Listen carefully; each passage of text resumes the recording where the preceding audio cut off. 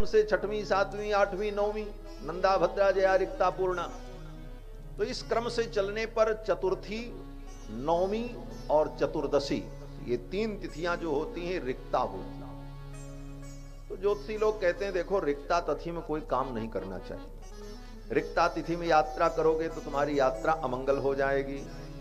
रिक्ता तिथि में कोई अच्छा काम नहीं करना, क्योंकि इसका नाम रिक्ता है। रिक्ता माने जो रिक्त हो, खाली हो। तो रिक्ता तिथि में कोई भी शुभ काम नहीं होता। रिक्ता तिथि में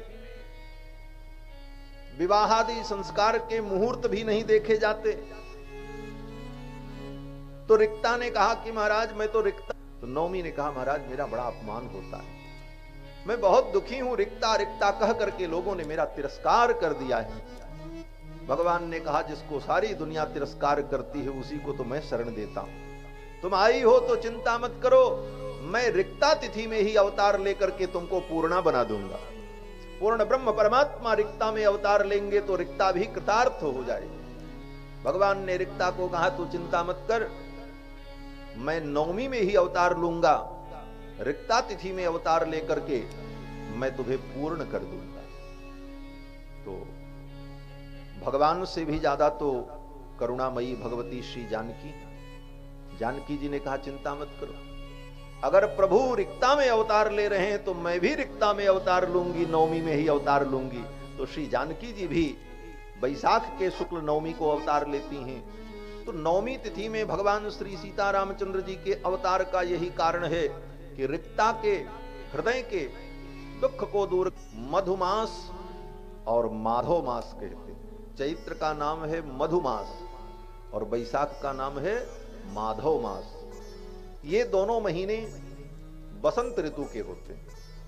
ऐसे तो बसंत पंचमी माघ में ही आ जाती है, तो लोग समझते हैं बसंत शुरू हो गया, लेकिन बसंत ऋतु चैत्र और बैसाख में है।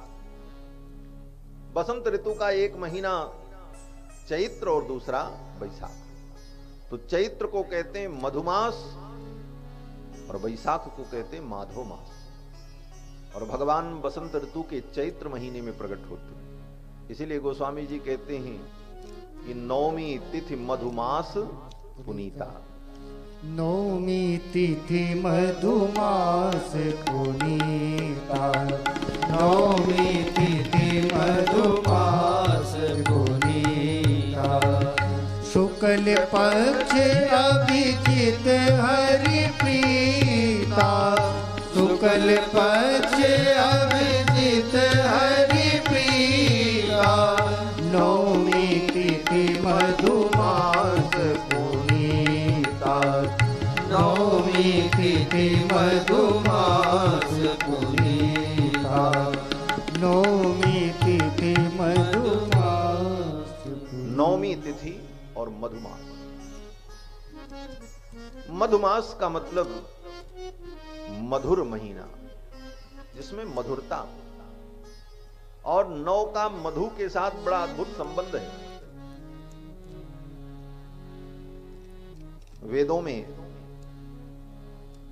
एक मंत्र में परमात्मा से प्रार्थना की गई कि संपूर्ण प्रकृति मधुमय हो जाए, और उस प्रार्थना में 9 बार मधु शब्द का प्रयोग हुआ। विद्वान लोग जानते हैं, मंत्र है कि मधुबातारितायते मधुक्षरन्ति सिन्धवः माध्वीर्नः सन्तोखधीः मधुनक्तमुतोखसो मधुमत्पार्थिवग्गुंग्रजः मधुद्यौरस्तु नः पिता मधुमान्नो वनस्पतिर्मधुमाम् अस्तु सूर्यः माध्वीर्गावो भवन्तु नः। इस मंत्र में प्रार्थना की गई कि मधुबातारितायते, मधुबातारितायते, जो वायु चल रही है ये वायु मधुर हो जाए। मधुक्षरन्ति सिन्धवः, नदियों का जल मधुर हो जाए। मधुक्षरन्ति सिन्धवः माध्वीर्नः सन्तोखधीः, औषधियां अर्थात चावल गेहूं ये अन्न है, इसी को औषधि कहा गया है। ये औषधियां मधुर हो जाएं, इनका स्वाद मधुर हो जाए। इस प्रकार संपूर्ण प्रकृति मधुमय हो जाए, ये प्रार्थना वेदों में की गई 9 बार मधु शब्द का उच्चारण करके।